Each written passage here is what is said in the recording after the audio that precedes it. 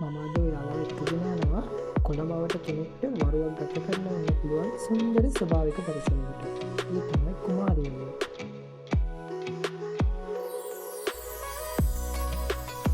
නාගරික පරිසරයකට කිට්ටුවෙන් තියෙන ලස්සන සුන්දර දියල්ලක් තමයි කුමාරියල්ල කියලා කියන්නේ. කොළඹ අවිස්සාවෙන් ප්‍රධාන මාර්ග වොක්කිය හන්දියෙන් දකුණු පැත්තට තියෙන පාරේ තමයි මේ කුමාරියල්ල පිහිටලා තියෙන්නේ. පුවක් පිටිය හන්දියේ ඉඳලා කිලෝමීටර් 3ක් විතර ගියාම හම්බෙනවා කුඩා පාරක් වමට. ඒ පාර හේවා ඉන්න පාර. ඒ පාරේ මීටර් 500ක් විතර ගියාම ඔයාලට පුළුවන් කුමාරියල්ලට ළඟා වෙන්න. සීතාවක උද්භිද උද්‍යානයක් පිහිටලා තියෙන්නේ මේ අවටමයි. කුමාරියල්ලේ ඉඳලා කිලෝමීටර් 2ක් විතර ඇතින් තමයි සීතාවක උද්භිද උද්‍යානය පිහිටලා තියෙන්නේ. ඉතින් ඔයාලටත් පුළුවන් මමත් ඉඳපු පරිසර සුන්දරත්වය මේ වීඩියෝ එක බලලා අත්විඳින්න.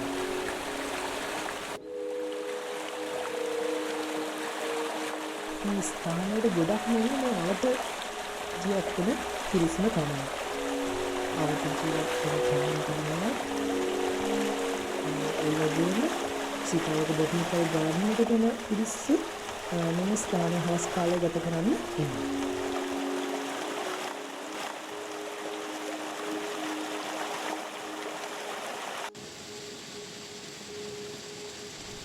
කුමාරියල්ල අබංගම ඔයේ මැදට වෙන්න තමයි පිහිටලා තියෙන්නේ. මේ ඔයේ ඉහළට වෙන්න තවත් කුඩා දියඇලි පිහිටලා තියෙනවා. ඇලි උස ගැන කතා කරොත් ඇලි උස මීටර් 4ක් පමණ තමයි වෙන්නේ. ඒක කුඩා දියඇල්ලක්.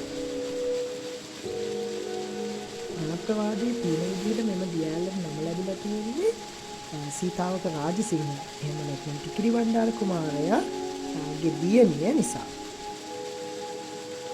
ජනප්‍රවාදයට අනුව රජ කාලයේ ඉඳලම රජපෞලේ උදවිය මෙම ස්ථානයට දින යාම සඳහා පැමිණිලා තියෙනවා. වරක් සීතාවක රාජසිංහ රජතුමාගේ කුමාරි කියලා හඳුන්වන දියණිය මෙම ස්ථානයට පැමිණි අවස්ථාවකදී දින යෑමට යෑමේදී ගිලී මියගොස් තිබෙනවා. එම නිසා මෙම දියැල්ල හඳුන්වනවා කුමාරියල්ල කියලා. එහෙම තමයි ජනප්‍රවාදයේ සඳහන් වෙන්නේ.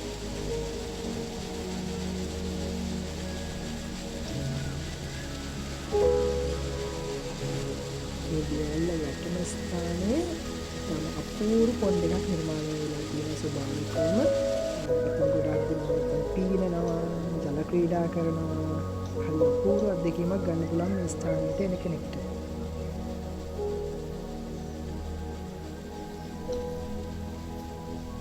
මගේ ගමනට අද මාත් එක්ක ආවේ ප්‍රභාව. අපි ආවේ තද වර්ෂා කාලයක් තිබුණා සතියක පමණ නිහැලියාවකට පස්සේ. නිසා දී පාර එතරම්ම වේගවත් නෑ. ඒ වගේම එක දියැලක් පමණයි මෙහිදී නිර්මාණය වෙලා තියෙන්නේ. ඒ වර්ෂා කාලයේදී අධික වර්ෂාවක් ඇති කාලයේදී මෙම ස්ථානයේ දියැලි කීපයක්ම නිර්මාණය වෙන බව තමයි ප්‍රදේශවාසීන් පවසන්නේ. අද දියැල බලන්න තවත් අමුත් එක්ක ඇවිල්ලා.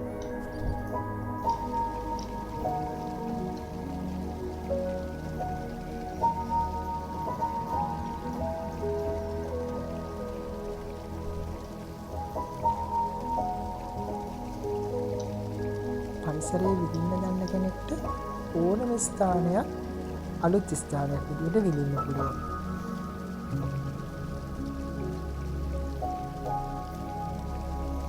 කුමාරියල්ල කුඩා දියැලක් වුණත් මහ විශාල දියැලක් ළඟ ඉඳලා ගන්න පුළුවන් සුවය, සුන්දරත්වය මෙතනදිත් ගන්න පුළුවන්. ඒකට ඉතින් අවශ්‍ය කරන්නේ විඳින්න පුළුවන් හිතක් විතරමයි.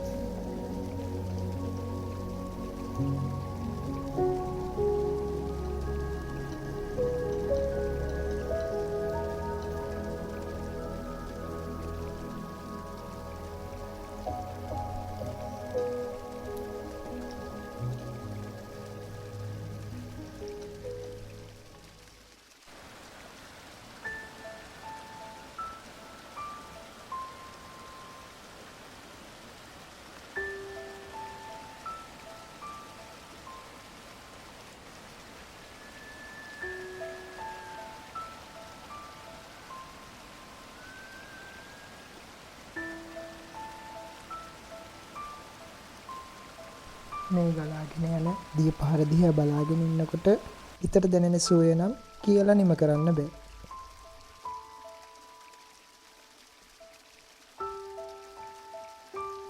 ඉතින් මේ ස්ථානයට එන කෙනෙක්ට විතරයි මේ සුන්දරත්වය අත්විඳින්න පුළුවන් වෙන්නේ.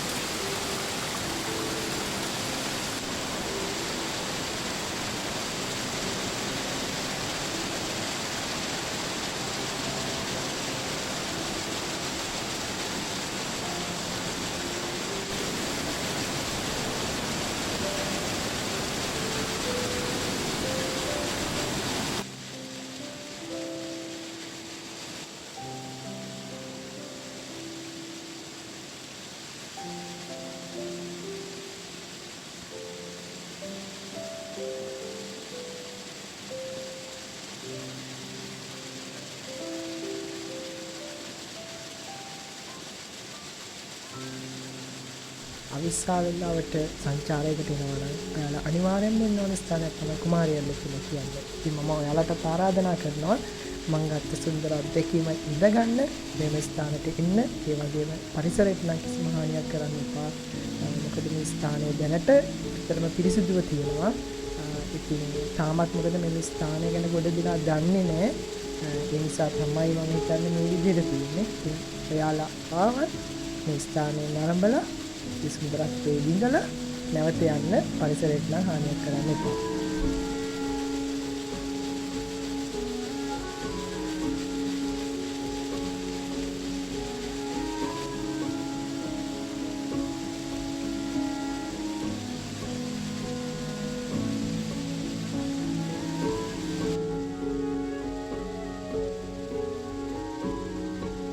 පරිසරයේ විඳින්න කොහේ ගියත් මේ යාළුවන්ගෙන් නම් අඩුවක්ම නැහැ. ඉතින් ආයෙත් දවසක මේ වගේ ලස්සන තැනක් ඔයාලටත් පෙන්වන්න බලාපොරොත්තු වෙයි. මම ඔයාලගෙන් සමුගන්නවා. ඔයාලට සුබ දවසක්.